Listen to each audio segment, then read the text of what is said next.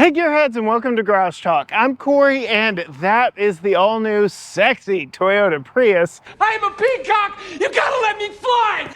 This is the prime plug-in hybrid, the fast, fun, sporty version. And in this video, I'm gonna tell you if it's worth all the hype. Stay tuned.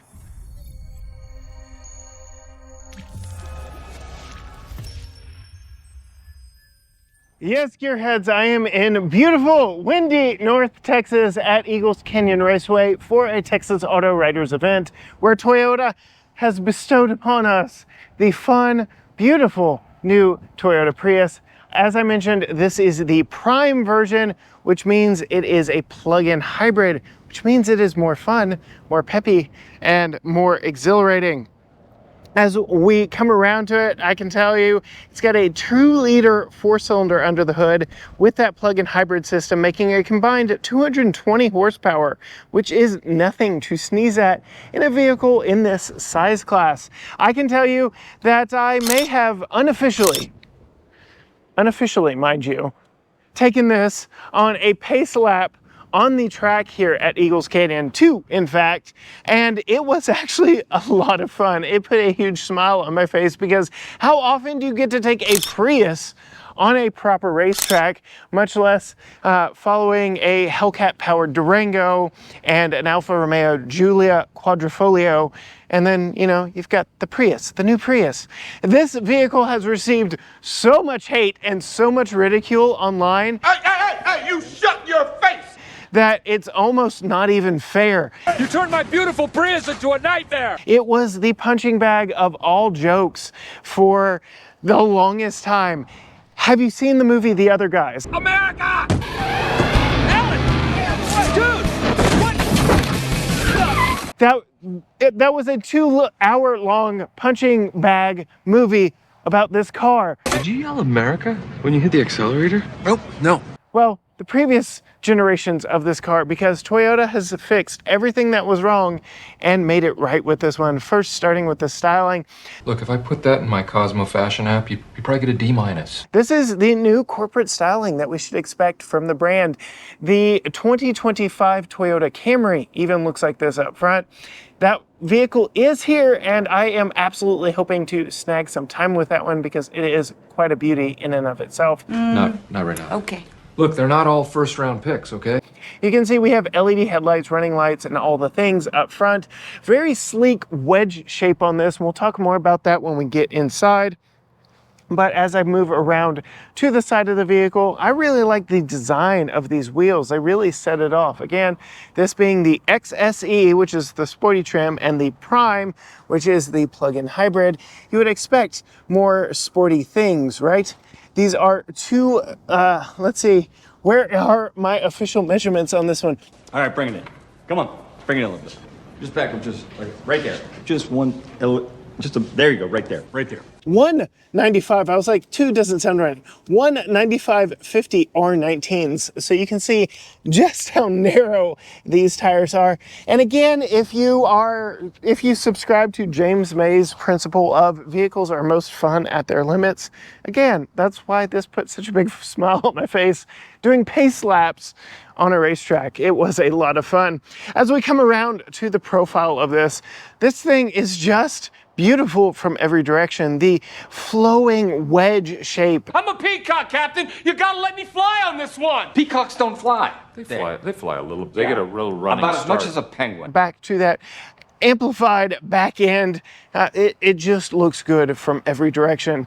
Toyota has put a lot of effort and energy into directing airflow. And you can see these vortex generators. We'll talk about this very long sloping windshield here in just a moment. And then again, talking about aerodynamics, no back door handle, or at least not where you'd expect it. So there's no handle here. There's actually an electronic latch right here that opens the door. Again, talking about aerodynamic efficiency, that is the name of the game with this vehicle. As we come around to the back, you can see we've got the, I'm gonna go ahead and say it because it's all in the Toyota family, the Altezza lights back here in the back, the white lights for when you are not on the brakes. It is a very nice look and makes this thing look very spectacular. Talking about all the aerodynamic efficiency, over 40 miles per gallon is what is projected for this. And then they give you some bogus MPGe number because, again, it is a plug-in. I don't subscribe to MPGe. It is a power opening rear hatch, and that is another bit of secret sauce of this vehicle, just how much room is in it versus some of the other hybrids on the market. We have a lot of different hybrids popping up. The new Camry that I referenced earlier, all hybrid moving forward. So Prius has kind of lost its edge in being the hybrid because it seems like everybody's got a hybrid now. Even the Ram is a hybrid. So yeah, it's lost something there, but it's hatchback, and for 2023, 2024, its looks are absolutely spectacular. This is something that we've seen in some Lexus products, so interesting to see this kind of butterfly folding rear cargo shade from Lexus trickle down to our Toyota Prius here. And then we will look underneath. There is your charge cord. We've got a lot of sound deadening foam back here, but very nice rear cargo area. Again, because of the hatch, lots of storage space. We do have a 60/40 rear seat back here that does fold down, but you do have to come around to the side. Go ahead and move my backpack across and fold down from there. But when you do, you can see we've got a nice flat floor. So lots of cargo space in this when you figure it all out and get it placed accordingly. So we'll close all that up there. Power close button right there. But oh my goodness, the looks of this thing, I absolutely love it. It is a beautiful car, and I never thought I'd be gushing this much over something with the Prius name. Coming inside is a little bit where that story changes slightly for me. There's a lot of stuff I like in here, but all of my dislikes come from getting in it. And we'll go through that here in a moment. Things I really do like: two-person memory seat here on this XSE Prime. Got all your window switches and lock and mirror controls right here. Power seat here with two-way lumbar, which is nice. These seats with dual tone red accents on it. So again, with this blue paint and the red and the black, it's really working for me. I really dig it. You know, red does mean sporty vehicle after all. Again, this being the XSE, we get all of the sporty accents. All right, getting out of all that crazy wind out there, moving inside. This is unfortunate. This is the one downside. We talked about that long sloping windshield. It feels like the front of the car is forever away. And then you've got the hood past the end of the windshield. It's not my favorite look. It did allow Toyota engineers, this is my eye line right here, to move the gauge cluster up so that it is practically a head-up display. So you've got all your information there. We've seen it also in the Subaru Solterra and the Toyota BRZ twins that Toyota and Subaru co-developed together, their first electric vehicles respectively. It's not my favorite because depending on how you are sitting, you really have to have the steering wheel really down low to see over top of it instead of through it. Because you are looking over top of the steering wheel, it is a small steering wheel. It's a very interestingly small steering wheel, and just kind of makes me chuckle every time I see it. It's not my favorite design. It's kind of frumpy, but you do get all your buttons here for controlling things up there.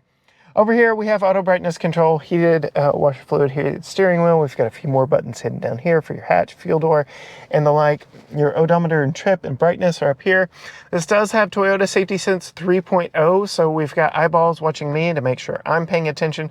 But you can see just from me moving the camera around how you have to be in just the right position to see that screen there. I just wish they would rethink all of this. I know they are making the most of that sloping windshield, but it is the biggest gripe, and it's something that you're going to experience multiple times a day. Every time you get in it, it's just not my favorite. We do have some increased visibility along the side here with all the windows, so that is nice. It is relatively easy to see out of all the way around. We do kind of have a chunky C-pillar back there because of the sloping design, but again, I choose design over function more often than not. I did have a 2012 Camaro after all, and people joke that that was like seeing out of a coffin. We have heated and ventilated front seats, new infotainment system system here with perhaps one of my favorite things of the infotainment system are the cameras and the invisible car. If you put it in drive, it gives you this awesome view right here. So we move it around, it remembers what was underneath the car and does make the car invisible, which is really cool. I got going too fast for it, so it didn't like that. But we do have some buttons down here for different controls. I have not found the camera button as of yet. Unfortunately, at these events, we just pop in and pop out of cars so very quickly that we don't get a lot of time. This is absolutely a speed date with a vehicle. I am looking to get one of these for a long-term tester for us, see what Holly thinks and the like. Nice touches in here, like Prius right there. All your HVAC controls are very easy to use. It is single zone, no dual zone. We have a Qi wireless charging pad down here, some storage. Actually, not Qi wireless charging right there, but we get some storage right there. And then hashtag hidden compartment. They really did go heavy with the hashtags here because this is where the Qi wireless charger is, and it's hashtag wireless charger. So we've got a lot of fun things in here. They're everywhere. Decent size center console. We've got a couple USB-Cs there, a couple of USB-Cs there, USB-C interface to speak to that. And then nice sized, somewhat damped glove box, some red accents, your typical Prius style shifter here. I call it that even in Lexus products. And then these comfortable heated and ventilated seats. We'll talk more about them when we're driving. Coming to me, no sunroof or anything up here. So I'm fairly comfortable in here at 5'10", no real complaints. Let's see, make sure the vehicle's unlocked. Go ahead and pop out and sit behind myself. I went ahead and took this one out first because this is the one, again, I took on the track for our site lap to start the day. So it's already configured to me. Back seat is very decently spaced. You can see sloping roofline. I did kind of have to duck to get in here. So definitely be aware of the roofline getting in and out of the back seat. But you can see it sitting behind myself. I've got a decent amount of room. We have heated seats back here, USB-C ports down there. No map pocket here, map pocket there, decent storage in the doors, fold down armrest with 2 cup holders. See, does it do the Toyota thing? No, it stays parallel to the seat bottom, so I really like that it doesn't flop all the way down. I don't know why, but Toyota products more often than not seem to have them where they flop all the way down to the seats. That is enough tour of it. Let's see how this sexy, fun to drive Prius really drives. Don't go chasing waterfalls. Was that accidental, or were you trying to quote TLC on purpose? Getting in and setting off in the Toyota Prius XSE Prime. I didn't get that in the right order, but you understand. I'm in the Prius Prime XSE. Fun. And as I mentioned, yes, did take this out on the track, did some sight laps in this vehicle, and absolutely put a smile on my face. It is the total package kind of thing here that we really need to talk about, because it's like more than just the vehicle. It is more than just the fact that this is an affordable, fuel-efficient family vehicle that has room for everything. That is the story of the Prius. The reason the Prius existed is because it was the first mainstream hybrid. It was the vehicle that set the trajectory of even Toyota for the decades to follow. And now we've got something that looks as good as this with red accents. It's just fun to hear that electric whine as you floor it and get going. Taking this around the track, it made me smile because, again, 2-liter 4-cylinder under the hood, electric motor, so you can drive this on all electric power and plug it in every night. And again, that MPGe number I really don't subscribe to. But then you get out and it is actually a second propulsion system. It makes this thing fun to drive. It gives it just a little oomph that you wouldn't have otherwise. And then having the things like those narrow tires, the 195 width tires, just kind of adds to the overall fun of this when you want to get a little spirited. No, it's not going to win any awards for its handling prowess or anything at a track day. No, it is not cleared to be on the track today. Again, it was just a sight lap. Don't get your knickers in a twist. But otherwise, yeah, I've enjoyed my time in this one so much so that I am now begging Toyota, please send me and Holly one so that we can test it for a full week, because it is a pleasant experience for the most part. When we've already complained about the gauge cluster being so far up and that huge windshield with that runway of a windshield in front of me, I don't want to have to clean up there.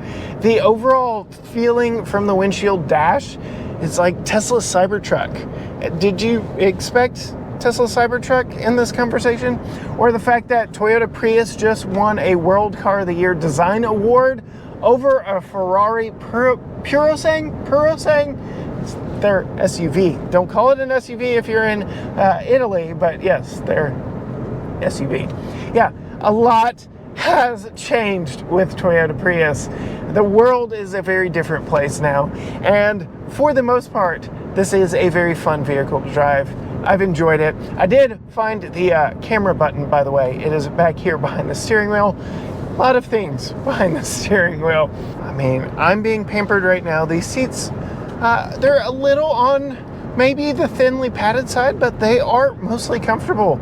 I'm sitting on my phone right now, so I can't give you a lot of in-seat feel. And again, I don't know I'm probably putting 3 miles on this vehicle on this test, so not a lot of seat time. Again, it is a speed date, but initial impressions are very solid.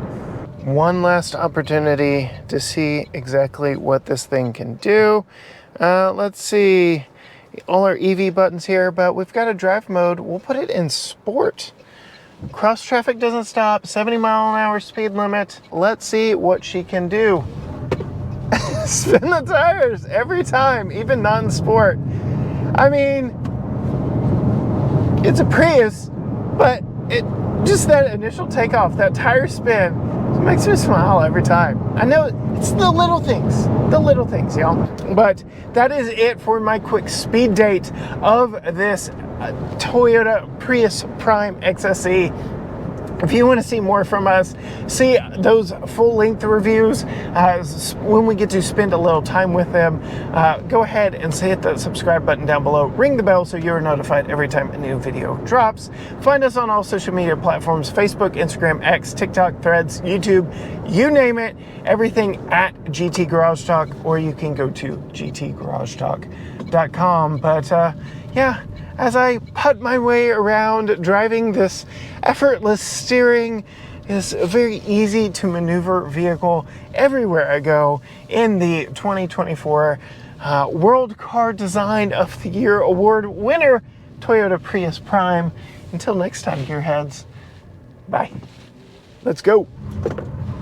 It'll spin those tires. Let's go.